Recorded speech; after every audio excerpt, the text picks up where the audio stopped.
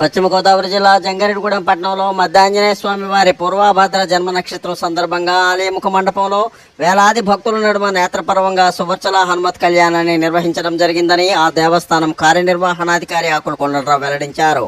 ఏలూరు జిల్లా జంగారెడ్డిగూడెం మండలం గురువాయిగూడెం గ్రామ శివారులో తెల్ల మద్ది చెట్టు కింద స్వయంభూలుగా వెలిసిన శ్రీ మధ్యాంజనేయ స్వామి దేవస్థానంలో స్వామివారి జన్మ నక్షత్ర పూర్వభద్ర సందర్భంగా ఆంజనేయ స్వామివారి ఆలయం వద్ద ప్రతి శనివారం నిర్వహించే అభిషేక ప్రక్రియలో భాగంగా ధ్రువమూర్తికి పంచామృత అభిషేకం క్రతువును నిర్వహించినట్లు ఆయన తెలిపారు.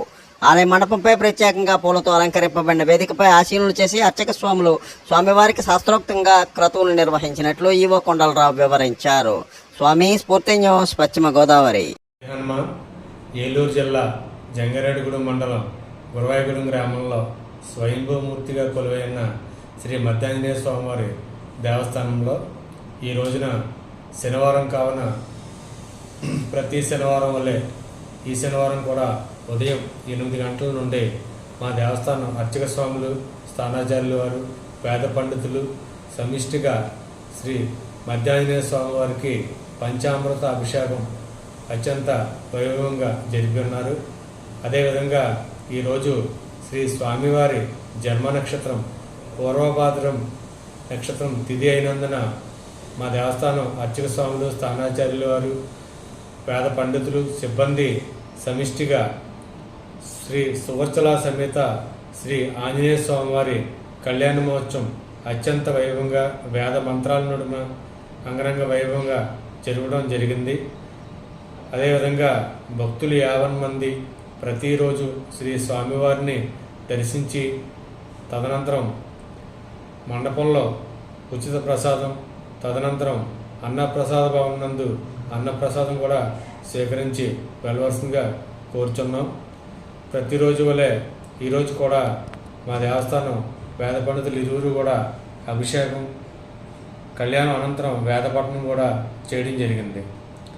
శ్రీ స్వామివారిని దర్శించి ప్రసాదం, అన్నప్రసాదం స్వీకరించి స్వామివారి దేవస్థానంలో జరుగు అన్ని వివిధ పూజా కార్యక్రమం తిలకించి శ్రీ స్వామివారి కృపకు పాత్రలు కావాల్సిందిగా కోరుచున్నాం. జై శ్రీరామ్, జై హనుమాన్. జంగారెడ్డిగూడెం పట్టణంలో గోకుల తిరుమల పారిజాత గిరిపై వేంచేసి ఉన్న శ్రీ పద్మావతి గోదా సమేత వెంకటేశ్వర స్వామి దేవస్థానంలో భక్తులు పోటెత్తారు. శనివారం ఉదయం నుంచే ఆలయంలో స్వామివారికి సుప్రభాత సేవ, ఆరాధన, తోమాల సేవ, బాలభోగ నివేదన, తీర్థప్రసాద గోష్ఠి, తదనంతరం క్యూ లైన్లో ఉన్న భక్తులకు అర్చకులు స్వామివారి దర్శన భాగ్యాన్ని కల్పించారు. పరీక్ష ఫలితాలు రావడంతో పాటు పెద్ద సంఖ్యలో భక్తులతో పాటు విద్యార్థులు, వారి తల్లిదండ్రులు రావడంతో ఆలయం కిక్కిరిసింది. వేసవి తీవ్రతను కూడా లెక్క చేయకుండా స్వామివారి దర్శనానికి విచ్చేసిన భక్తుల కోసం దేవస్థానం ఏర్పాటు చేసిన మజ్జిగ చలివేంద్రం భక్తులకు ఎంతటో సేద తీర్చింది. స్వామివారిని దర్శించుకున్న భక్తులు అష్టోత్తర ప్రత్యేక పూజలు చేయించుకున్నారు.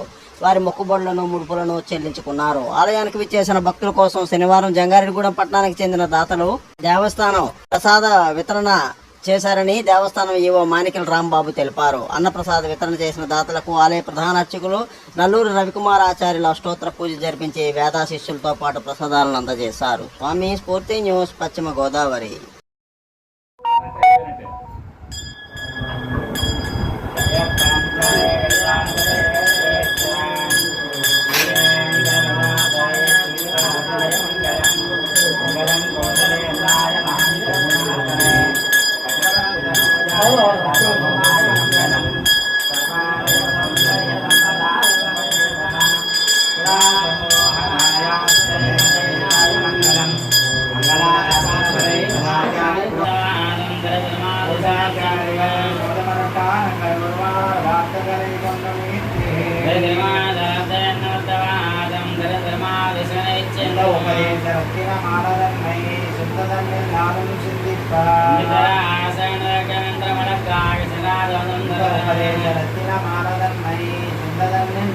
Please like, share, subscribe our channel.